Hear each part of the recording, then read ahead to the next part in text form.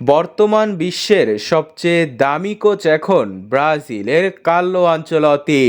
Saudi আরবের 50 million ইউরোর প্রস্তাব reject করে একমাত্র বিশ্বকাপ জেতার নেশায় ব্রাজিলকে হ্যাঁ বলেছেন এই কোচ। ব্রাজিলের খেলোয়াড়দের সাথে তার গভীর সম্পর্ক রয়েছে এবং বোঝাপড়াও যথেষ্ট ভালো।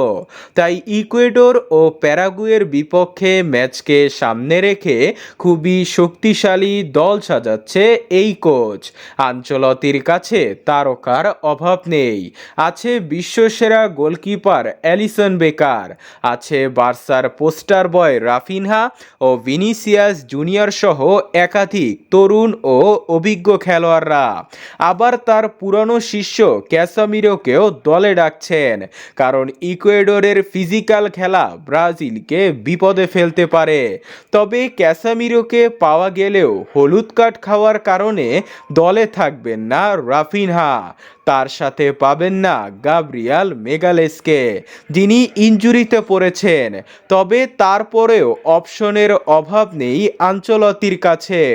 আগের বারের উইন্ডো থেকে খুব একটা বড়সড় পরিবর্তন আসবে এটা নিশ্চিত। আর এই ম্যাচগুলোর মধ্যে দিয়ে 26 বিশ্বকাপের দল গোছাবে আনচেলত্তি।